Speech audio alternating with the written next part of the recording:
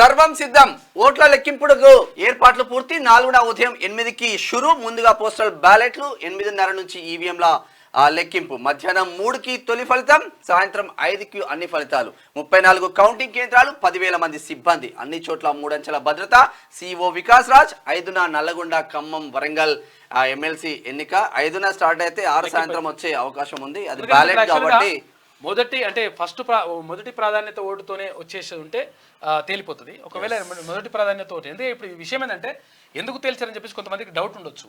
విషయం ఎందుకు అవుతుంది, లేట్ ఎందుకు అవుతుందని చెప్పేసి అనుకుంటే చాలా మంది ఏమనుకుంటారంటే తేల్చొచ్చు కదా, ఫస్ట్ రౌండ్లో తేల్చొచ్చు కదా అంటే అసలు యాక్చువల్గా ఎవరికైనా కానీ ఏ అభ్యర్థికైనా కానీ 50% కంటే ఎక్కువ ఓట్లు వచ్చిన వాళ్ళని అక్కడ విజేతగా ప్రకటిస్తారు. అందుకని చెప్పేసి రెండవ ప్రాధాన్యత ఓటును కూడా లెక్కించేటువంటి అవకాశం ఉంటుంది. కాబట్టి లేట్ అయ్యేటువంటి అవకాశం ఉంటుంది, లేకపోతే అట్లా ఉండదు. అంటే ఇప్పుడు మామూలుగా ఎన్నికలు జరిగినట్టుగా ఇది 30 ఇళ్ళకి వస్తే 35 ఇళ్ళకి వస్తే 31 ఇళ్ళకి వస్తే అట్లా ఉండదు లెక్క. ఏది కొంచెం ఆ ఎమ్మెల్సీ ఎలక్షన్లకు సంబంధించి కొంచెం డిఫరెంట్గా ఉంటుంది లెక్క.